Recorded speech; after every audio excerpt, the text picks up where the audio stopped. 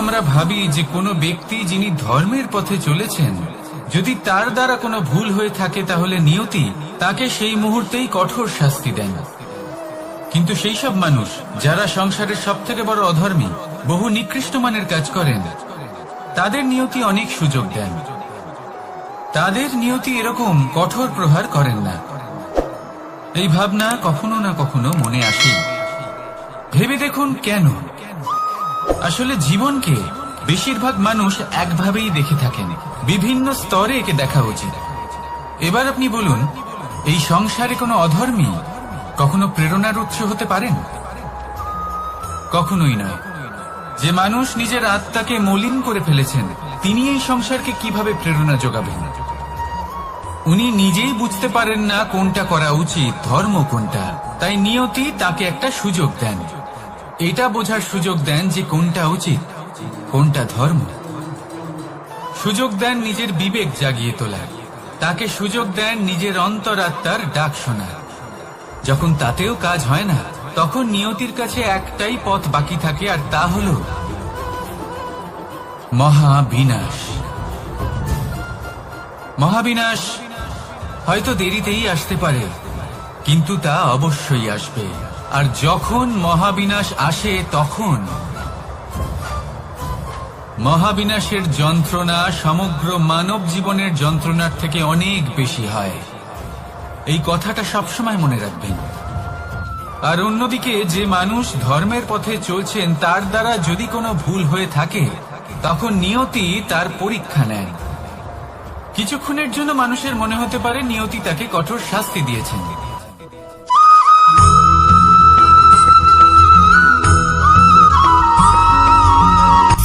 সূচের শেষে একটি ছিদ্র থাকে, যার দ্বারা আমরা এই সুতো পরাতে পারি, আর তারপর সূচের সাহায্যে এই সুতো দিয়ে বস্ত্র সেলাই করা যায়।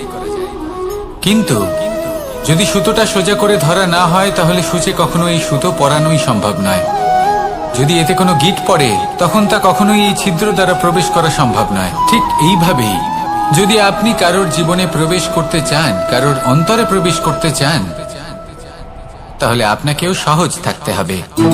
এতে কোনো গিঁট থাকলে চলবে না, অর্থাৎ মনে যাতে কোনো মালিন্য না থাকে, যেন কোনো কুচিন্তা না থাকে। যদি এসব থাকে, তাহলে আপনি কখনো কারোর জীবনে প্রবেশ করতে পারবেন না। আর যদি কোনোভাবে আপনি প্রবেশ করেও যান, তাহলে তার মনে ঘর করতে পারবেন না। নিজেকে এই সুতোর মতন করে তুলুন, সহজ। মনে যেন কোনো কুচিন্তা না থাকে, সবার প্রতি যেন সদ্ভাবনা থাকে, শুভ চিন্তা থাকে। এমনটা করতে থাকুন।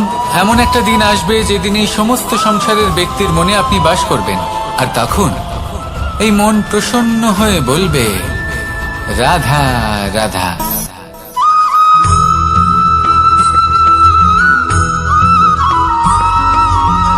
পিতা আর পুত্রের সম্পর্ক অত্যন্ত মধুর হয়ে থাকে। পিতা স্বপ্ন দেখেন, তাকে পূর্ণ করার সকল সম্ভাব্য চেষ্টা করেন, কিন্তু তাও অনেক সময় ওনার স্বপ্ন অপূর্ণ থেকে যায়। তখন পিতা ভাবেন যে স্বপ্ন উনি পূর্ণ করতে পারেননি, ওনার সন্তান তা অবশ্যই পূরণ করবে। যে স্থানে উনি কখনো পৌঁছতে পারেননি, সেই স্থানে ওনার পুত্র অবশ্যই পৌঁছবে। পিতা নিজের সন্তানের ভবিষ্যৎ নিয়ে সেই স্বপ্ন দেখেন, আর যখন সেই সন্তান সামনে এগোতে থাকে, তখন তার দুঃখ হয় না, বরং গর্ব হয়। ওনার ভালো লাগে এটা দেখে যে ওনার সন্তান অনেক উন্নতি করছে। কিন্তু যখন সন্তান নিজের অভিভাবকের শক্তি দেখে, তার যশ দেখে হিংসা করতে থাকে, সমস্যা সেইখানেই শুরু হয়। সেই জন্য সকল সন্তানকে এটা মনে রাখতে হবে। দেখুন, পুত্র হবার সুবাদে, এক সন্তান হবার সুবাদে, এটা হলো আপনার অধিকার যে আপনি আপনার পিতার থেকে বেশি উন্নতি করবেন। আপনার পিতাও এটাই চান, কিন্তু সুস্থভাবে এটা করুন। একটা রেখা টেনে নিন, যাতে আপনি তাতে এগোতে পারেন, আর আপনার পিতার তাতে গর্ববোধ হয়, আর সেই বিষয়ে দুঃখ না হয় যে আমার সন্তান আমাকেই ছোট করার চেষ্টা করছে।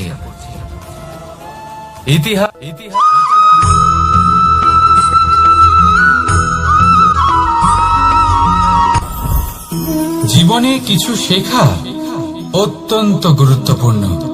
এবার কি কি শিখতে হবে সেই সব শেখানোর জন্য অনেক শিক্ষক রয়েছেন, কিন্তু কি শিখবেন না আর কি করবেন না এটা আমাদের নিজের অভিজ্ঞতা দিয়ে শিখতে হয়। কিন্তু তার মানে এটা নয় যে যদি আপনাকে শিখতে হয় যে আগুনের তাপ কতটা, আপনাকে আগুনের মধ্যে হাত দিতে হবে। না, অন্য কারোর অভিজ্ঞতা দ্বারাও শিখতে পারেন। প্রশ্ন শুধুমাত্র একটাই যে আপনি কি শিখতে চান নাকি চান না। যদি আপনি এটাই ভাবেন যে আমি শুধুই নিজের অভিজ্ঞতা দ্বারাই শিখতে চাই, তাহলে জীবনকাল ছোট মনে হবে, অনেক কিছুই শিখতে পারবেন না। তাই নিজের সাথে সাথে বড়দের অভিজ্ঞতা দ্বারাও শেখা শুরু করে দিন। এই সংসারের অভিজ্ঞতা দ্বারা শিখতে শুরু করে দিন। আর এটা নিশ্চিত রূপে শেখা আবশ্যক যে কখন কি করবেন না, কোথায় থামতে হবে আর কোথায় থামবেন না। তাহলে আসুন আর আমার সাথে ভালোবেসে বলুন, রাধা রাধা।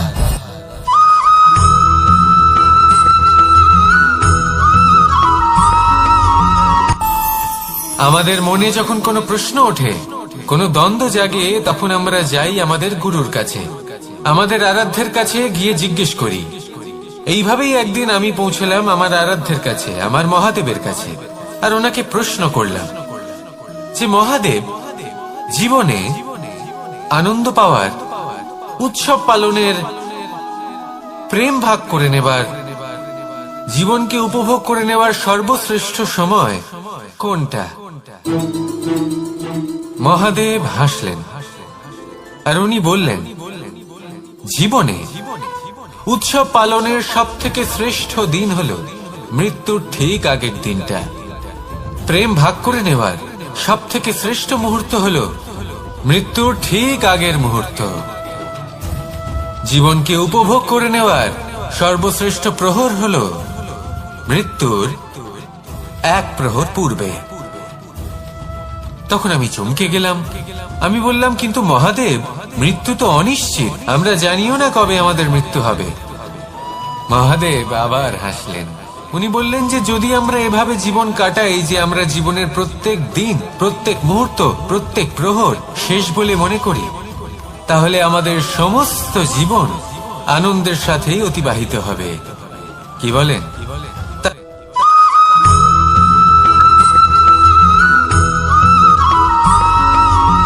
পঞ্চতত্ত্বের মধ্যে দ্বিতীয় তত্ত্ব হল ধরণী, ভূমি, যাকে আমরা ধরণী মাতা বলি। এই ধরণী ধৈর্য ধারণ করে, আর এর ওপরেই আমাদের সমগ্র সংসার নির্ভরশীল। কারণ এই ভূমি সহ্য ক্ষমতা রাখে, এর সহ্য ক্ষমতা হল অপরিসীম। সন্তান যতই আঘাত প্রদান করুক না কেন, প্রেম পূর্বক সহ্য করে, আর তার বদলে অমূল্য রত্ন প্রদান করে। সন্তান যদি হাল চালায়, তাহলে তার বদলে তাকে অন্ন প্রদান করে। এটাই হলো ধরণী। এবার এর থেকে আমরা কি শিক্ষা পেতে পারি? এটাই যে কারোর জন্য কিছু করা বা কাউকে কিছু দেওয়া মনে কোনো কামনা ছাড়াই। আর এই কথাটা বুঝে যান, যদি কারোর জন্য কামনা না রেখে বা কোনো পাওয়ার আশা না রেখে কারোর জন্য কিছু করেন বা কারোকে কিছু দেন, যদি এটা আপনি শিখতে পারেন, তবে আপনি ভালোবাসতে শিখে গেছেন। আর সেই জন্যই এই ধরিত্রীকে মাতা বলা হয়। কারণ মাতা শুধু উনি নন যিনি গর্ভে সন্তানকে ধারণ করেন, মাতা তো উনিও যিনি জীবন বাঁচতে শেখান, যিনি জীবন বাঁচার উদাহরণ প্রদান করেন। তাহলে ধরণীর থেকে এই নিঃস্বার্থ ভাব শিখুন, নিঃস্বার্থ ভালোবাসা শিখুন, আর এই ভালোবাসার সাথেই বলুন, রাধা রাধা।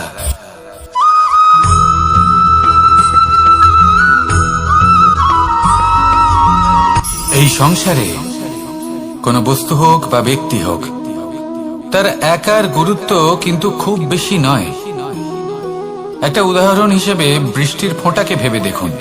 যদি একটি বৃষ্টির ফোঁটা হয় তাহলে তার খুব বেশি গুরুত্ব থাকে না, কিন্তু যখন সহস্র বৃষ্টির ফোঁটা মেঘের মধ্যে দিয়ে ঝরে পড়ে, তখন সেটা বর্ষার রূপ ধারণ করে। সেই বর্ষা যা এই প্রকৃতিকে শান্ত করে। সেইভাবেই পাথরের ছোট টুকরো তার খুব বেশি গুরুত্ব থাকে না, কিন্তু যখন অসংখ্য পাথরের টুকরো একত্রিত হয় তখন তা পর্বতের আকার ধারণ করে। সেইভাবেই কিছু মানুষ যখন একত্রিত হন তখন তৈরি হয় পরিবার, কিছু পরিবার যখন একত্রিত হয় তখন তৈরি হয় সমাজ, যখন অনেক সংখ্যক সমাজ একত্রিত হয় তখন তৈরি হয় রাজ্য। এবার এই রাজ্যের সবথেকে গুরুত্বপূর্ণ ব্যক্তি হতে পারেন রাজা, কিন্তু তাও সেই রাজা একা কিছু করতে পারেন না। যুদ্ধ লড়ার সময় তারও নিজের সৈন্যদলকে প্রয়োজন পড়ে। কিন্তু এই সংসারে এমন একজন ব্যক্তি আছেন যিনি একাই সব কাজ করতে থাকেন, এবং সেই ব্যক্তি হলেন মা। আমাদের জীবনে একজন পিতার ভূমিকা কিন্তু নিঃসন্দেহে অমূল্য, কিন্তু আমাদের সকলের জীবনে যে ভূমিকা একজন মায়ের তা অন্য কারোর থাকে না। একজন মা একাই সন্তানকে বড় করতে পারেন, সংস্কারী করে তুলতে পারেন, তার জন্য পরিশ্রম করেন। আর এত কিছু কাজ করার পরেও তার কাজের জন্য তিনি প্রশংসা অবশ্য পান না। উল্টে যদি সেই সন্তান অনুচিত পথে চালিত হয়, অনুচিত কর্ম করে, তখন সেই মাকেই অপবাদের পাত্র হয়ে উঠতে হয়। আমাদের জীবনে মায়ের যোগদান কতটা সেটা বুঝুন। আপনাকে বড় করে তোলার জন্য উনি কতটা পরিশ্রম করেছেন সেটা বুঝুন। আজ থেকে, এখন থেকে, এই মুহূর্ত থেকে মাকে সম্মান করতে শিখুন। যখন সময় পাবেন, যখন সুযোগ হবে, তখন তার প্রশংসা করুন, ওনারও ভালো লাগবে। আর মায়ের এই মমতার জন্য, তার এই ভূমিকার জন্য আসুন সবাই মিলে আমরা তাকে প্রণাম করি, আর সকলে মিলে ভালোবেসে বলি রাধা রাধা।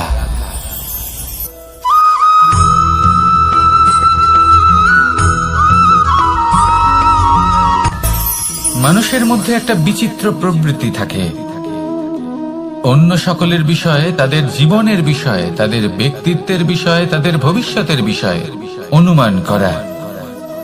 এটা হলো অনুচিত। কারোর অতীতকালকে দেখে লোকে ভবিষ্যৎ বলে দিতে পারেন, বর্তমানকে দেখে ভবিষ্যতের বিষয়ে অনুমান করে ফেলেন। উদাহরণ দিতে হলে বলবো, কোনো দাসকে দেখুন, ওকে দেখে লোকে বলে যে ওর ভবিষ্যৎ সেটাই হতে পারে, অনুমান করে ফেলেন।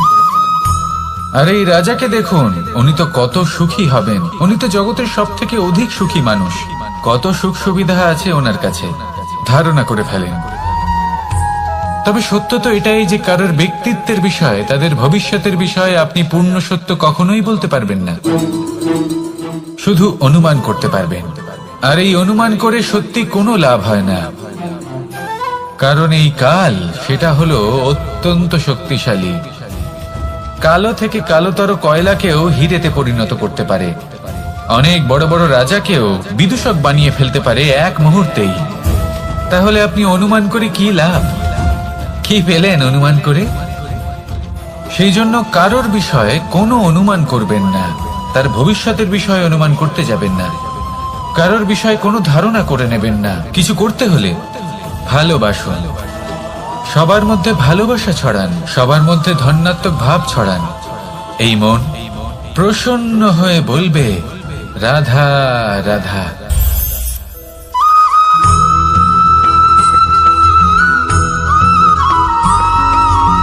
পঞ্চতত্ত্বের মধ্যে দ্বিতীয় তত্ত্ব হল ধরণী, ভূমি, যাকে আমরা ধরণী মাতা বলি।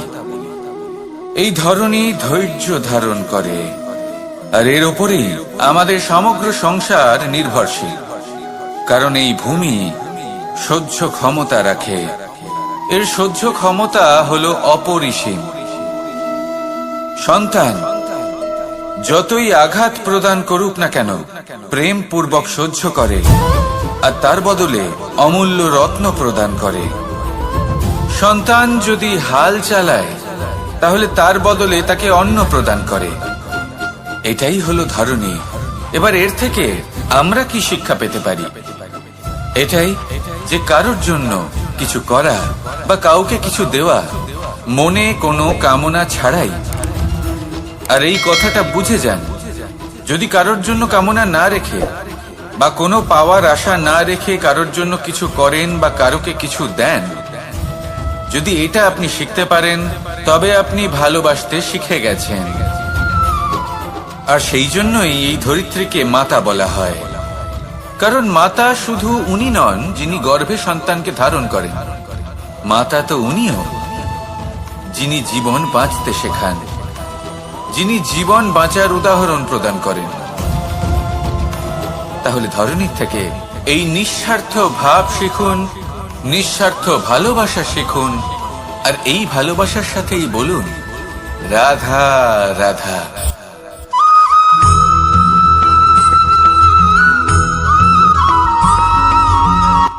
সংসারে আমাদের জীবনে যখন কোনো সুখ বা দুঃখ আসে, তার জন্য আমরা কাউকে না কাউকে অবশ্যই দায়ী করে থাকি, তাই না? এই ব্যক্তি আমাদের সাথে এরকম কাজ করেছেন, তাই আমার সাথে এমন হলো। ওই ব্যক্তি যদি এমনটা না করতেন তাহলে আজ আমি ওই স্থানে পৌঁছতে পারতাম। সবই আপনার দৃষ্টিভঙ্গির ওপর নির্ভরশীল, আর যদি আপনার দৃষ্টিভঙ্গি এমন হয় তাহলে তা অনুচিত। সত্যি কথা বলতে এই সংসারে ভিন্ন ভিন্ন ধরনের মানুষ আছে। এটা আপনার উপর নির্ভর করছে কিভাবে তাদের স্বাগত জানাবেন। একবার ভাবুন, আমি আমার দুটো হাত সামনে নিয়ে এলাম, দুটো মুঠো খুলে দিলাম। দুই প্রকারের মানুষ আসবেন, কিছু না কিছু দিয়ে যাবেন। এই মুঠো যদি আমি বন্ধ করে দিই তাহলে না কেউ আমাকে কিছু দিতে পারবে, না আমার কিছু যাবে আসবে। নিশ্চয়ই বুঝতে পারছেন এই দুই ধরনের ব্যক্তি কারা এবং তারা কি দিয়ে যান। আমি যদি নিজের মুঠো খুলে দিই তাহলে কিছু ভালো মানুষ আসবেন, আমাকে আনন্দ, সন্তুষ্টি, জ্ঞান প্রদান করে যাবেন, ভালো অভিজ্ঞতা দিয়ে যাবেন। কোনো খারাপ ব্যক্তি যদি আসেন তাহলে তিনিও খারাপ অভিজ্ঞতা দেবেন, যার থেকে আমি শিক্ষা লাভ করব। এই সব কিছু আমি লাভ করতে পারি। মুঠো যদি বন্ধ করে রাখি তাহলে আমি কিছুই পাবো না। দেখুন, এই সংসারে প্রত্যেকের জীবনে এইরকম, প্রত্যেকের জীবনে সবকিছুই আছে, ভালো খারাপ দুই মানুষই আছে, ভালো অভিজ্ঞতা আছে, খারাপ অভিজ্ঞতা আছে। নির্ভর করছে আপনার উপর যে আপনি কি করবেন, এনাদের স্বাগত কিভাবে জানাবেন, কার থেকে কি বুঝবেন, কি শিখতে পারবেন, আর কোন দৃষ্টিভঙ্গি নিয়ে অগ্রসর হবেন। এটাই নির্ধারণ করবে যে আপনার জীবন কেমন হবে। আসুন আমার সাথে ভালোবেসে বলুন রাধা রাধা।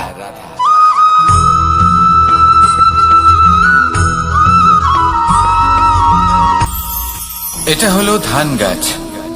এর থেকে যে চাল উৎপন্ন হয় তা মানুষ গ্রহণ করেন। আর এটা কি? এ হলো জংলি ঘাস। একবার ভেবে দেখুন, যদি এই জংলি ঘাস ধান গাছের আশেপাশে থাকে তাহলে কি হবে? ধান উৎপন্ন হতে পারবে? তা উৎকৃষ্ট হতে পারবে? আমরা কি তা গ্রহণ করতে পারবো? কখনোই নয়। এই জংলি ঘাস ধানকে নষ্ট করে দেবে, কিন্তু নিজে জীবিত থাকবে। এটাই হলো আজকের শিক্ষা। এই সংসারে যদি আপনি নীতির পথে চলতে চান, উচিত কর্ম করতে চান, সংসারকে সেবা করতে চান, তাহলে জংলি ঘাসের মতো ব্যক্তিদের থেকে সবসময় দূরে থাকতে হবে। সেই ব্যক্তি যারা দুর্নীতি এবং মিথ্যা দ্বারা পরিপূর্ণ, যাদের ব্যবহার অশুভ, যাদের অনেক অশুভ গুণ রয়েছে, তারা সঠিক নয়। সেই সকল ব্যক্তি যাদের চরিত্র অত্যন্ত দুষ্ট হয়, তারা হয় শুভ চরিত্রের ব্যক্তিকে একদম নষ্ট করে দেয়, নয় নিজের মতো বানিয়ে তোলে। তাই যদি আপনি নীতির পথে চলতে চান, এই সংসারের জন্য শুভ কর্ম করতে চান, তাহলে সেই সঙ্গ লাভ করুন যে সঙ্গ জ্ঞানে পরিপূর্ণ, যাদের মধ্যে অনেক গুণ আছে, যাদের থেকে প্রতিদিন কিছু শিখতে পারবেন। এমন ব্যক্তির সাথে জীবন অতিবাহিত করুন, দুরাচারীদের থেকে দূরে থাকুন। তবেই এই মন প্রসন্ন হয়ে বলবে রাধা রাধা।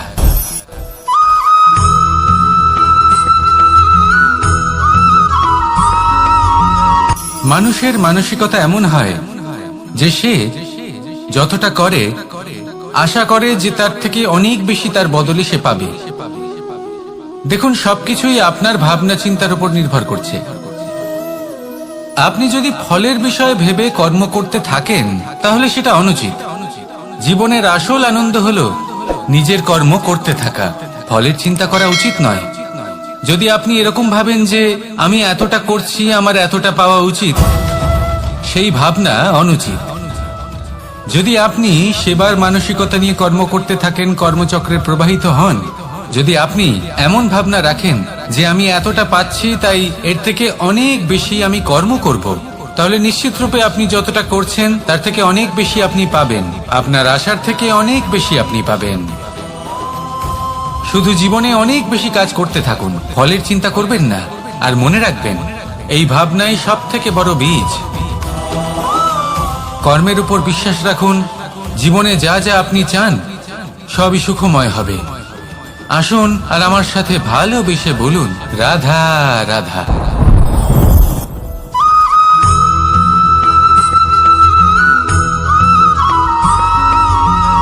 আপনি কখনো কোনো বাজকে নিজের বাসা বানাতে দেখেছেন?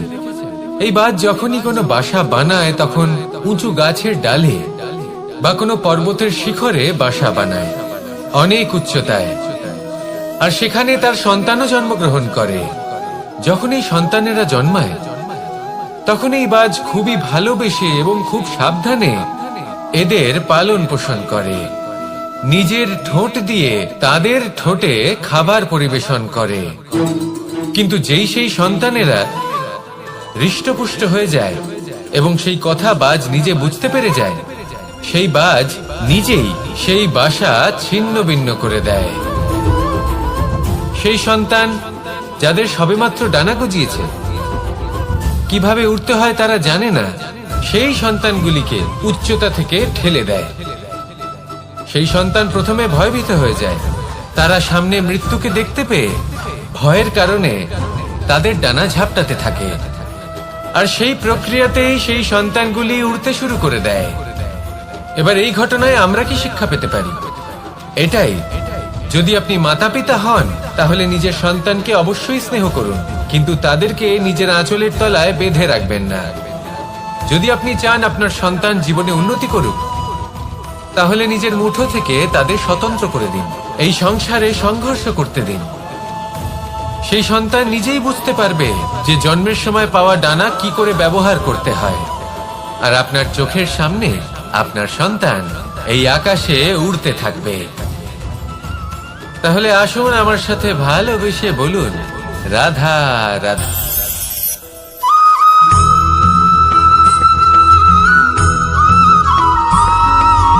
বসন্ত ঋতু, এই সময় মন আনন্দে ভরে থাকে। এমন মনে হয় যেন আমরা আকাশে বিচরণ করতে চলে যাই, কিন্তু সেটা তো সম্ভব নয়। সেই জন্য হয়তো আমরা ঘুড়ি ওড়াই, এই ঘুড়িকে নিজেদের প্রতিরূপ মনে করে। এবার অনেক মানুষ আছেন যারা ঘুড়ি ওড়ান, কিন্তু এই কর্মের সারমর্ম কি সেটা কজন বুঝতে পারেন? আপনি এটা মনে করুন যে আপনি হলেন সেই ঘুড়ি, আর এই সুতো যিনি ধরে রয়েছেন তিনি হলেন পরমাত্মা। আর এই সুতো যেখান থেকে শুরু হয় সেই লাটাই হলো আমাদের কর্মচক্র। এবার আপনি নিজেই অনুমান করুন যে এই উড়ান কার ওপর নির্ভরশীল? পরমাত্মার ওপর আর আপনার কর্মের ওপর। যদি পরমাত্মা আপনার হাত ধরে থাকেন, আপনার সাথে থাকেন, যদি আপনি শুভ কর্ম করতে থাকেন, আপনি এই আকাশে উড়তে থাকবেন। কিন্তু কোথাও কোথাও যদি পরমাত্মার সাথে এই বন্ধন ছিন্ন হয়, আপনার কর্মচক্র খারাপ হয়ে যায় বা থেমে যায়, তাহলে আপনার এই ঘুড়ি কেটে যাবে আর দূরে কোনো গাছের ডালে গিয়ে আটকে যাবে। তাই শুধুমাত্র ঘুড়ি ওড়াবেন না, তার থেকে শিখুন, পরমাত্মার সাহচর্যে থাকুন, সবসময় শুভ কর্ম করতে থাকুন আর সবসময় এই আকাশে উড়তে থাকুন। আসুন আর আমার সাথে ভালোবেসে বলুন, রাধা।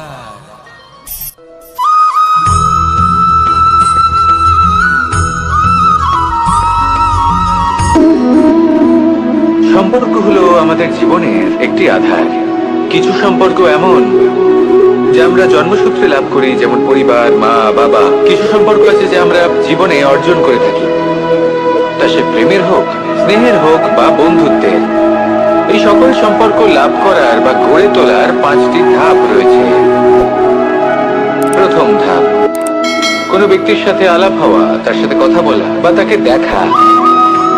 দ্বিতীয় ধাপ, সে ব্যক্তিকে আমাদের ভালো লাগা। তৃতীয় ধাপ, আমাদের এটা চাইতে শুরু করা যে জীবনে এই ব্যক্তি যেন আমাদের বন্ধু হন, আমাদের জীবনে থাকেন, বা আমাদের কাউকে ভালোবেসে ফেলা। আর এটা আমাদের ভাবা বা চাওয়া যে সেই ব্যক্তি যেন আজীবন আমার সাথে থাকেন, আমার জীবনে আমার সাথী হয়ে। চতুর্থ ধাপ, লাভ করা। এবার এই ধাপটি অনেক মানুষের পক্ষেই খুবই সরল হয়, বড়ই সরল ভাবে নিজেদের সঙ্গীকে লাভ করে থাকেন। কিছু মানুষের জন্য এই ধাপ অত্যন্ত কঠিন হয়ে থাকে। অনেক প্রতিকূল পরিস্থিতির উপর জয়লাভ করে তারা সঙ্গীকে লাভ করেন, কিন্তু লাভ অবশ্যই করেন। এরপরে আসে পঞ্চম, অন্তিম এবং সব থেকে গুরুত্বপূর্ণ ধাপ। সেটা হলো সেই সম্পর্ক পালন করা। এটা হলো এমন এক বিষয় যা প্রত্যেক মানুষের শেখা উচিত।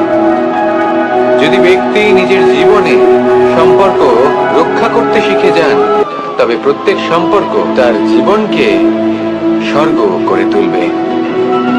আসুন আর আমার সাথে ভালোবেসে বলুন, রাধা রাধা।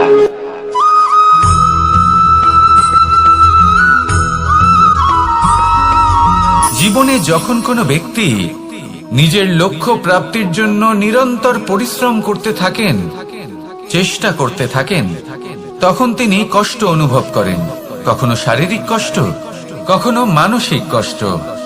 এবার উনি এটা ভাবতে থাকেন যে আমি কি উচিত করছি নাকি অনুচিত করছি। কারণ অন্যদিকে এমন একজন ব্যক্তিও আছেন যিনি একদমই পরিশ্রম চেষ্টা করছেন না। তিনি মদিরা পান করেন, বিলাসিতায় জীবন কাটান, অলস প্রকৃতির হয়ে ওঠেন, নিদ্রাতে বিলীন হয়ে থাকেন আর ভাবেন যে তিনি সুখ লাভ করছেন। কিন্তু এরকম কেন হয়? কারণ যখন আমরা সৎ পথে থাকি, উচিত পথে চলি, লক্ষ্য প্রাপ্ত করার জন্য চেষ্টা করতে থাকি, তখন আমাদের ভেতরে থাকা নেতিবাচক শক্তি এবং পাপ এই দেহকে ত্যাগ করে দেয়। আর এই অনুভূতিটাই আমাদের দুঃখের অনুভূতি দেয়, কষ্ট দেয়। এবার সেখানে যদি আমরা কুপথে চলি, অনুচিত পথে চলতে থাকি, তাহলে আমাদের ভেতরে থাকা পুণ্য এবং ধনাত্মক শক্তি আমাদের দেহ ত্যাগ করে দেয়। আর এই অনুভূতির কারণেই আমরা সুখ অনুভব করি। কিন্তু কখনো ভাববেন যে এই সুখ বেশি সময় পর্যন্ত থাকে না। সেই জন্য সবসময় মনে রাখবেন, যদি আপনি জানেন যে এটাই আপনার লক্ষ্য, এটাই উচিত পথ, শুভ পথ, তাতে নিরন্তরভাবে এগিয়ে যেতে চেষ্টা করতে থাকুন। এই কষ্ট আপনাকে সুখের পরাকাষ্ঠায় কখন পৌঁছে দেবে তা আপনি জানতেই পারবেন না। আসুন আমার সাথে ভালোবেসে বলুন, রাধা রাধা।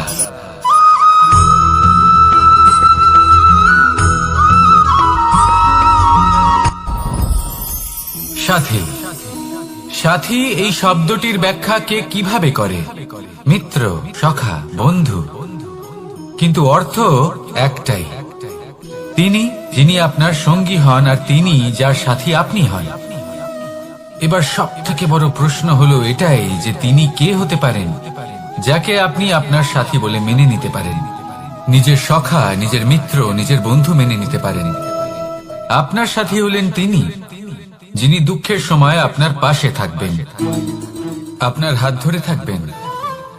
আপনার সাথী হলেন তিনি যার হাত আপনি নিজের সুখের দিনে ধরে থাকবেন। সেই সাথীরই হাত ধরুন যিনি দুঃখে সবসময় আপনাকে সাহায্য করার জন্য তৎপর হয়ে থাকেন, আপনার পাশে থাকেন, আর যাকে সুখের দিনে আপনি আপনার সাথে রাখতে পারেন।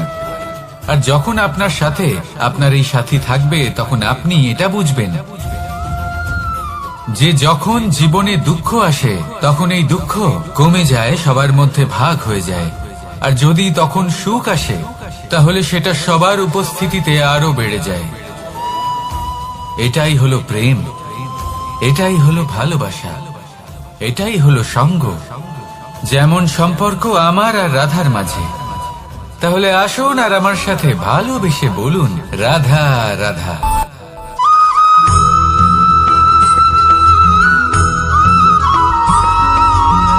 এই সংসারে প্রত্যেক মানুষ এটাই চান যে তিনি যেন ধনবান হন, আর্থিক অবস্থা তার ভালো থাকে, ওনার বাড়িতে লক্ষ্মীর আগমন হয়। কিন্তু সেটা হবে কি করে, সেটাই হলো প্রশ্ন। কেউ বলেন যে যদি পরিশ্রম করো তাহলে ধন অর্জন সম্ভব, কেউ বলেন যে যদি বিদ্যা লাভ হয় তবেই ধন অর্জন সম্ভব, কেউ বলেন যে যদি বলশালী হও তবেই সম্পন্ন থাকবে। ভালো কথা, যদি তাই হয়ে থাকে, তবে দিনমজুর সারা দিন পরিশ্রম করেন, তিনি কেন ধনী হন না? অনেকজন বিদ্বান মানুষ আছেন এই সংসারে, তারা কেন ধনবান হন না? অনেক সংখ্যক বলশালী ব্যক্তি আছেন, তাদের কাছে ধন নেই কেন? তাদের কেন ধনের অভাব হয়? আবার এমনও কিছু মানুষ আছেন যারা পরিশ্রম করেন, তারা দিনমজুর, কিন্তু তারা ধন অর্জন করতে পারেন। কিছু বিদ্বান ব্যক্তি আছেন যাদের কাছে অধিক মাত্রায় ধন রয়েছে, কয়েকজন বলশালী ব্যক্তি রয়েছেন যাদের কাছে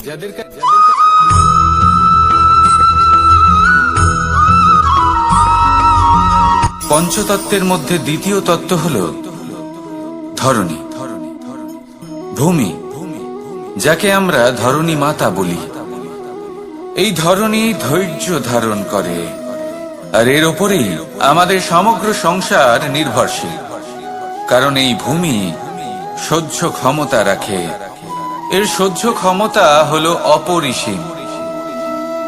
সন্তান যতই আঘাত প্রদান করুক না কেন, প্রেম পূর্বক সহ্য করে, আর তার বদলে অমূল্য রত্ন প্রদান করে।